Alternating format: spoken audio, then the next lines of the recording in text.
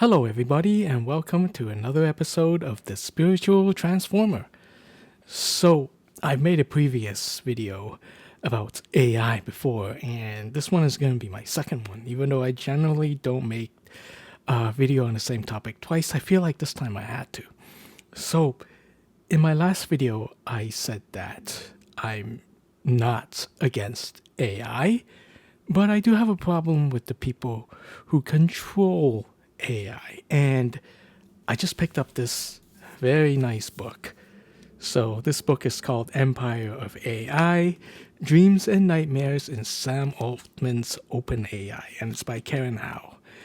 And I just started reading it, and she pretty much says some of the things I said, that, the people who are controlling the AI are, well, questionable, right? So I'm only about 50 pages deep in this book out of a total of 400 or so. And even just reading the prologue, the first 20 pages, I was already inspired to make this video because the book reminded me of something. It reminded me that there's more than one AI. Believe it or not, there's more than one AI. So these days, everybody's always talking about generative AI, your Anthropic, your OpenAI, your what else? Copilot, right? Generative AI. But I've seen other AI a long time ago. And gamers will know this because we're always at the forefront of technology, it seems. So back in the good old Xbox 360 days, when we had games like Halo and Gears of War, one of the things that people talk about is the AI in video games. Whether or not the enemies take cover, whether or not the enemies are even smart enough to flank you, whether or not your AI companions that are helping you shoot the bad guys are competent. Do they just stand there and get shot at, or do they actually take cover too and maybe help you by flanking the enemy? So AI was a big deal in video games even way back in the day, and there hasn't really been a PvE, first or third person shooter, where some of the judgment isn't about how well the artificial intelligence works within the game. And it's especially important because the AI in the game, well, are the enemies programmed to take cover and flank you, or are they taking cover because they're reacting to the player? Are they reacting to you, shooting at them, and that's why they take cover? So, yeah, us gamers are a discerning type.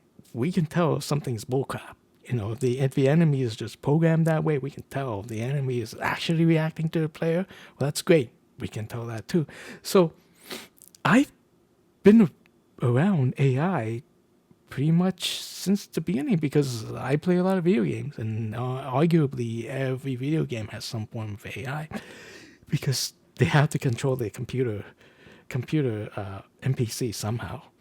So going back to generative AI, like it's not the first instance, and I also can't help but feel that there's a bit of gaslighting going on when it comes to generative AI and the people who control it. So it seems like not a week goes by when somebody, a news article, a podcast doesn't say something like, oh, in 2 years or in 5 years or in 10 years, X% of jobs will be taken over by AI. And I find this striking because of how often it's repeated. Everybody and the dogs say the same thing. Right? All the jobs are going to AI. Nobody's going to be able to do any work anymore. And I can't help but feeling a bit of gaslighting. Right? It's almost like the people who control AI, the open AIs and the Anthropic, who wants to sell their AI model to, say, corporations or whatever.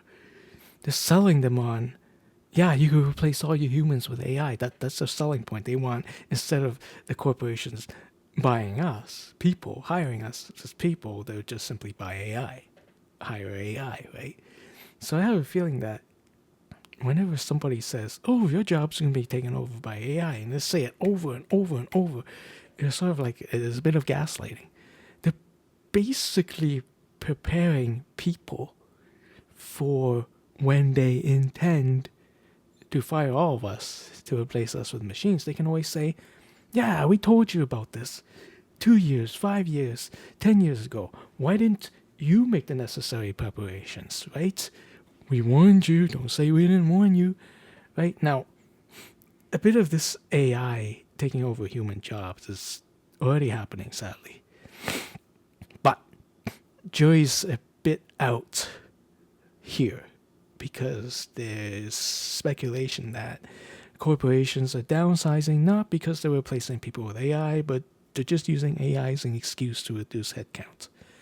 I don't know the truth of that, and I'm not sure we'll ever find out. But whenever somebody says, in X amount of years, AI is going to take all these different kind of jobs, I can't help but feel bamboozled. Like, they're setting me up. I can't help but feel that it's a bit of a scam. They're setting me up. They're setting me up so that if I ever lose my job one day, specifically the AI, I can't complain because I've been warned. Because why didn't I do something about it? But like I said so in my earlier video, I think that's a load of crap. Because of people who control it. AI is basically, the narrative is being spun by the people who control it. But what if we flip the script and make AI controlled by the people, by us? Wouldn't that help? Wouldn't that help us? And what I mean by that is I want to go back to the fact that there's more than one AI. You know, in video games and generative AI, there's options. I recently heard about how you can just download an AI model from the internet. Yeah, you can. There's open source AI models out there that you could probably pick up at one website or another. You could just download it and use it on your own computer with your own computer's processing power. You can you can literally run your own AI. That's my point. And I can't help but feel that this running your own AI or having your own AI under your control is the future. Forget about buying from OpenAI or from Microsoft or from Google or whoever. Why can't we just all grab our own open source AI? Like, I'm probably not going to do it because I still kind of like doing things myself. But if AI ever gets really powerful, really more powerful than it is now, I can't say I'm not open to having a cool Star Trek software companion that I can ask to buy my movie tickets or to plan an itinerary to Barcelona for the first week of May, right? I wouldn't mind that. But what I mind is the control behind that. If I run my own AI, I can train my own AI to respond to me, to basically be my own algorithm. If I want to make an itinerary to Barcelona and I've never been to Barcelona before, well, if the AI knows me enough, it can make me the perfect itinerary. Not too packed, not too busy, but not too relaxed, that kind of thing, right? So again, I got nothing against AI, but I have everything against who's controlling it. If I want to book a trip to Barcelona on the first week of May, or if I just want to book a movie ticket, I don't need Google knowing about it. I don't need Microsoft, Microslop, knowing about it. I don't need anybody knowing about it except me and whoever I'm going to Barcelona with or to the movies with. I don't need the whole world to know about it. Now, the internet being what it is, chances are Google will know about it one way or another. And maybe Microsoft too. Microslop, sorry.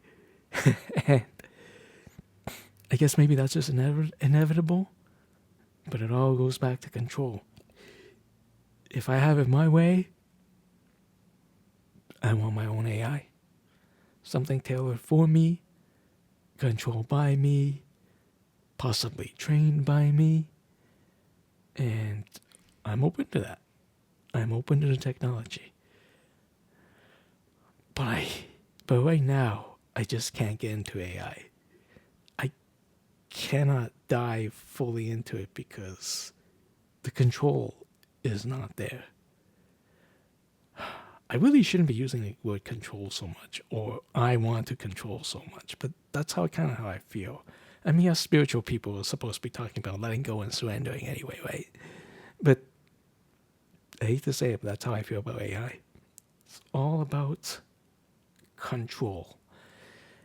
And so that's all I have today. If you like this content, press the like button. If you really like this content, consider subscribing. So that's it. You've been watching Spiritual Transformer, and I will see you next time. Bye.